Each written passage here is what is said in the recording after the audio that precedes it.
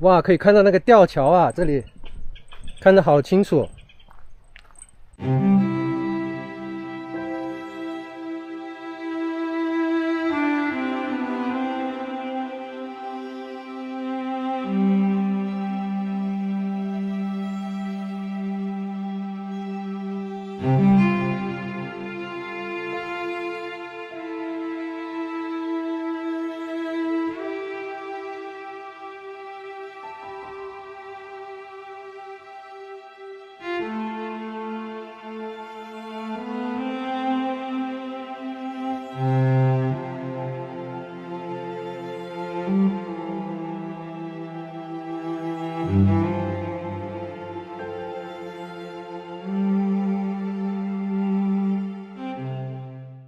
朋友们，大家好！今天呢，我们驱车100余公里，来到号称是日本最大的村落奈良县的石金川村，来看号称是日本最长的吊桥啊，这个古濑吊桥，全长呢300米。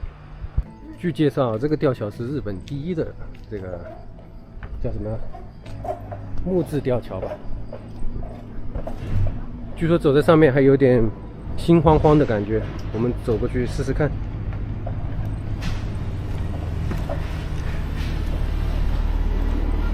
哇，是走在上面有点摇摇晃晃的。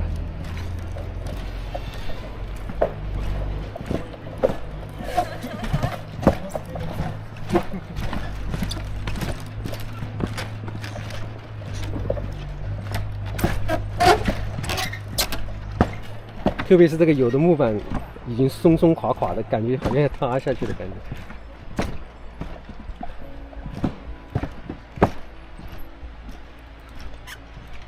啊，这里景色不错。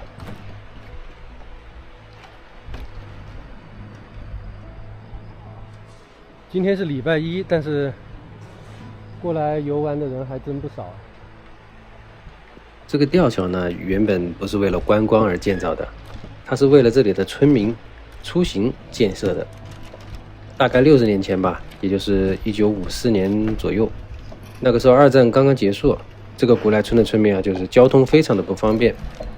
当时呢，他们一直是用木桥，但是每次发洪水啊，这些木桥就会被冲走。于是呢，他们就决定建造一座更为坚固的吊桥。哇，已经走到中间来了。开工没有回头箭了，这个地方好晃啊！在当时来说，这个吊桥花费了将近800万日元，那个年代这是一个天文数字，800万日元。据说当时一个普通人啊，就是工资比较高的，像老师啊，他的月薪才7800日元。我是有点恐高的人啊，所以这个走在上面，你要想想这个什么心情。这个木板松松垮垮的。要哪里断掉的话，加上我这个体重又比较大，走到边上比较稳一点。好，停下来看一看，这下面好像是一个搭帐篷的那个地方。那边还源源不断的有人过来。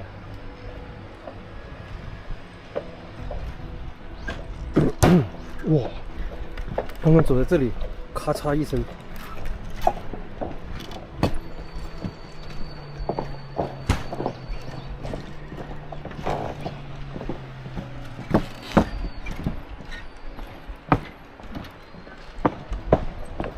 看看这四周的景色。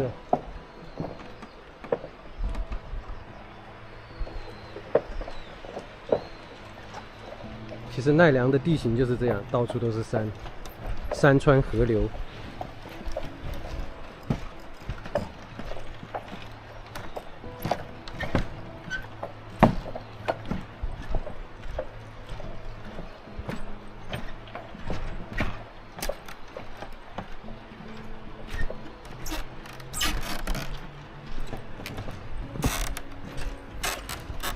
你看它这个吊桥就是这种斜拉的钢索，就这么给多少根钢索这么给绷起来了。这个应该有蛮久的历史了，这个吊桥。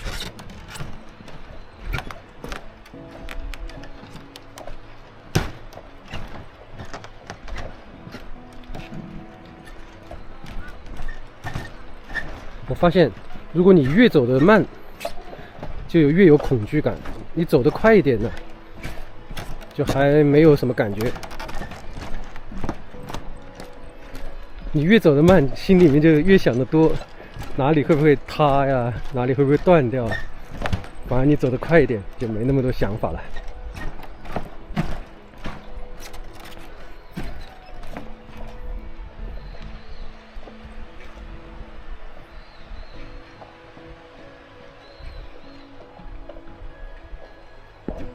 好，我们继续往前走。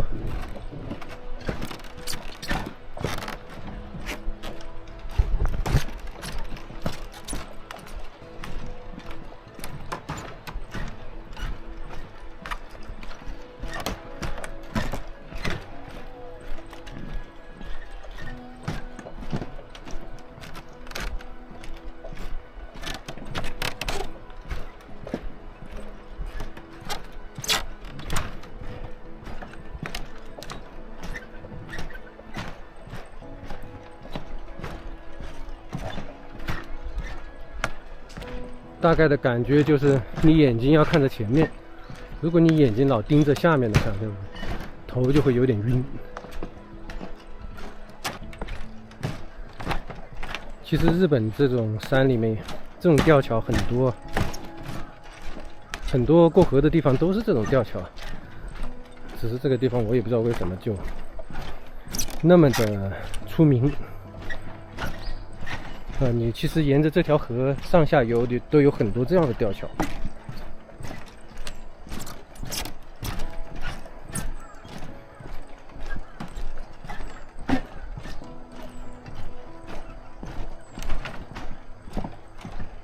好，快到了。其实两头就没这么晃了，走在中间的时候，这个桥感觉晃一点。这下面就是那个帐篷场地啊，可以在这里搭帐篷。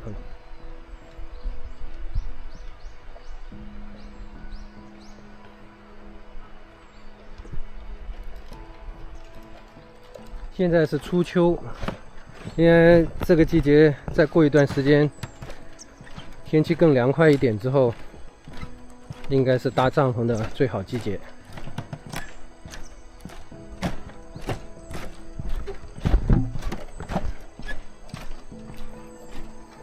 不知道大家有没有听过这个补濑吊桥这个名字啊？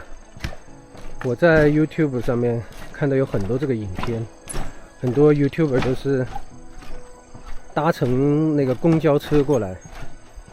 在奈良的五条市有一个公交车，它是开到和歌山县的。后来我查了一下这个公交车的信息啊，是从奈良县的五条到和歌山的新宫，全长不知道多少，但是呢，中途有5个小时的时间。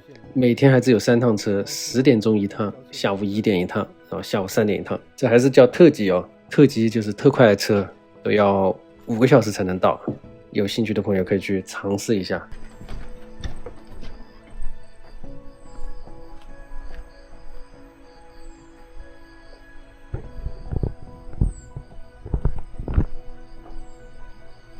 哎，过来了。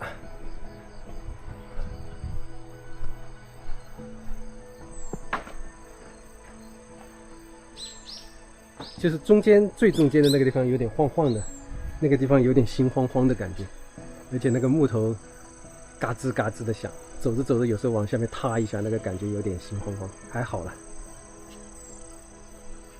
好，我们去看看这附近还有什么好玩的地方。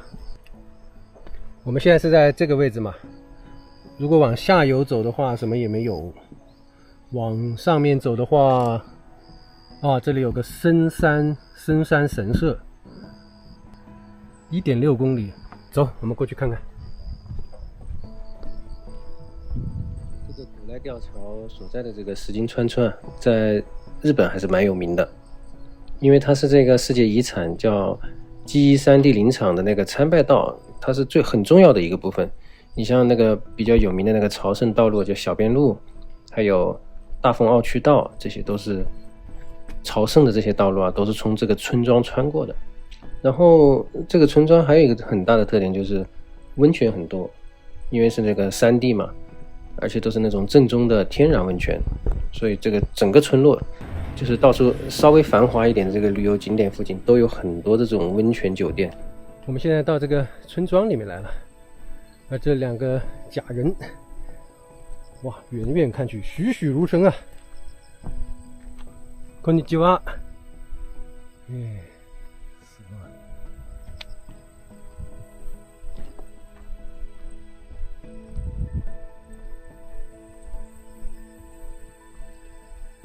这个房子已经没有人住了，应该没有人住了，故意搞2个假人在这里，冲一冲气氛吧，假装还有人在。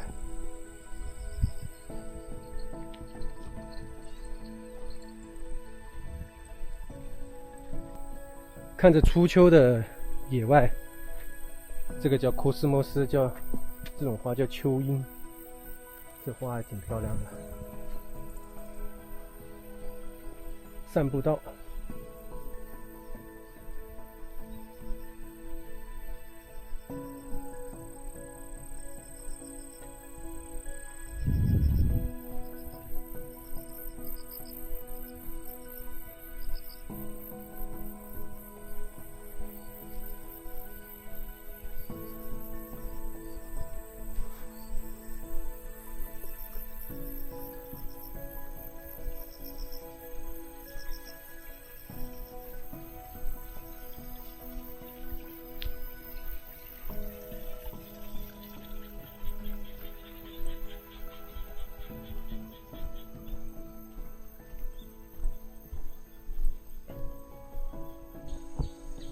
刚刚我们走的这个古莱吊桥啊，这个历史还蛮久的，是1954年建成的，高有54米，全长是300米啊，号称是日本最长的吊桥。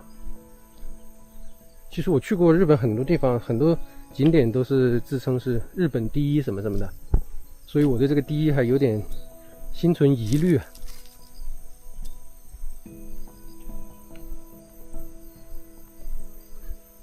它这个吊桥本来的作用就是这个村里面到公路上的一个交通路段而已，一个交通建筑而已，后来就成了知名的观光景点，这也是挺有意思的。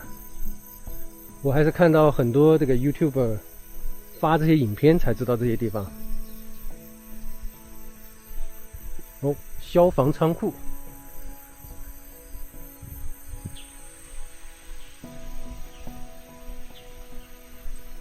看那个房子，那栋建筑好像废弃了，住在这个地方不知道是什么感觉啊。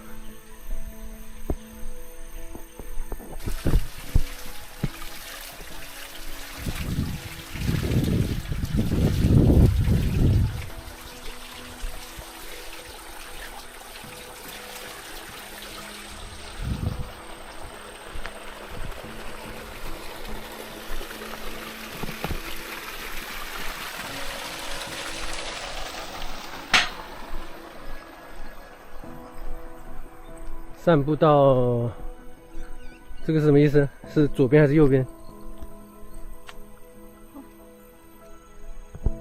如果是去展望台的话，应该是从这里左转。哦，对对对，神社的那个楼梯上去，走这边。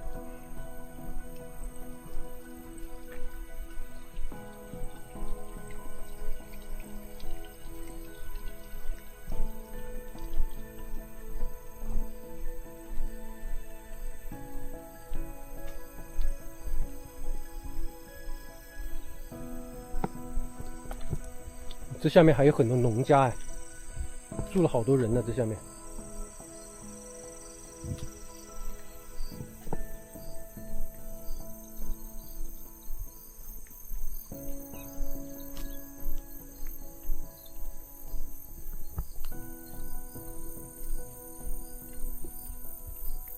这稻子都已经黄了呀，应该是秋收的季节了。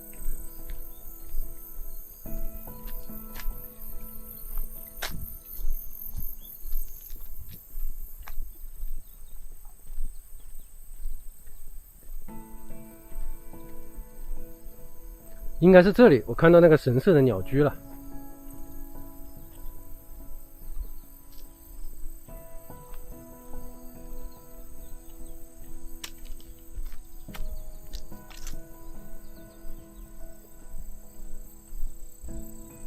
啊，没错没错，这里227个阶梯上去就是神社，神社的后面就是展望台，可以看到那个号称日本第一的古濑吊桥。走，我们去看看。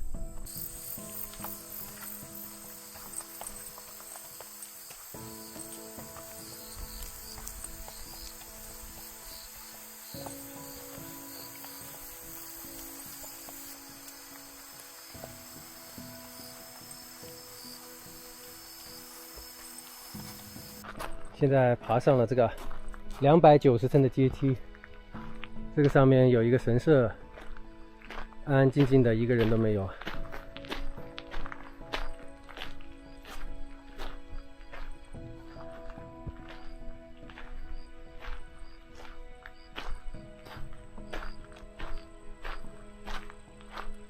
然后我们现在绕到这个神社的后面，后面有条那个道路啊，可以到那个观景平台。在这个神社里面，经常会去抽这种签呢，日本叫欧米库基。但是抽完以后啊，很多人就会把这个签打个结，放在这个神社的树上或者是架子上。它主要是有个含义啊，如果你抽的是就是凶呢，那就是解厄辟邪用的；如果你抽的是吉呢，也可以把它打结放在上面，就象征着你把自己的愿望托付给神明。所以这个也是蛮有意义的。感觉这种习俗啊挺有趣。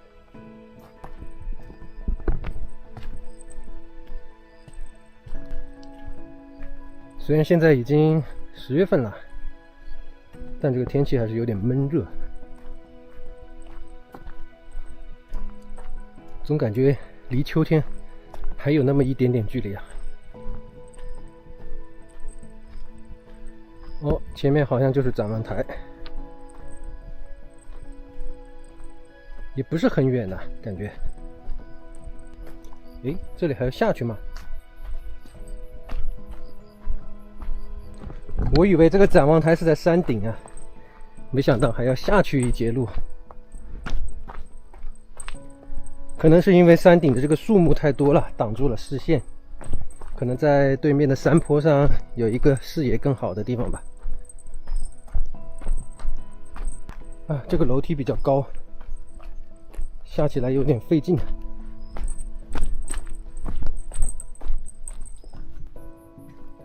哎，到了。哎，这里不错哎，这个地方豁然开朗啊。还有可以休息的凳子，这里还有很多。啊，不错不错，这个地方。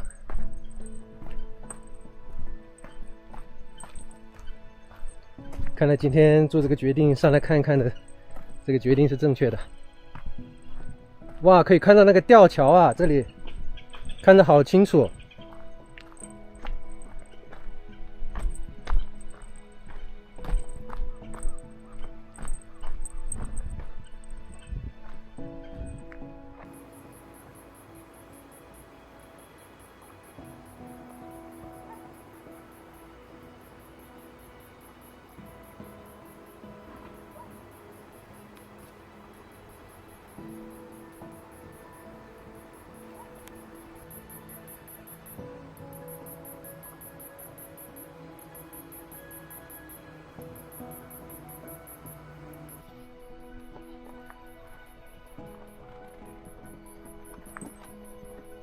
然后这里整个展望台就是这个样子。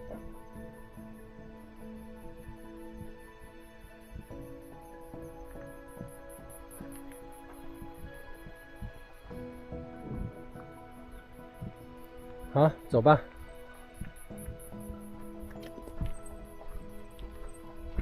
看看这里介绍些什么。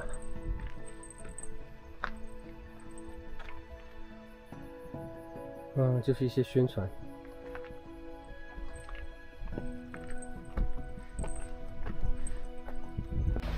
嗨，朋友们，大家好！现在我是在这个古濑吊桥的停车场。停车场的样子就是大概这么这个样子，可以停很多车的。然后费用是800日元。那下面还有其他的停车场，反正来这里是不愁没有地方停车。准备离开的时候，这个停车场的老板把我喊过来，然后给了我一把瓜子。他告诉我，把这个瓜子抓在手里面，这里的附近的野鸟就会到你的手上来吃这些瓜子。我当时很好奇啊，我从没有就是自己遇到过这样的事情。后来试了一下，还真灵哎！只要把手伸开，那个鸟就会过来吃这些瓜子。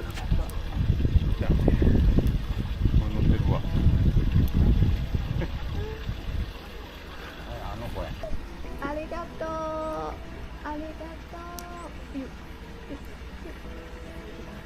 还挑呢。お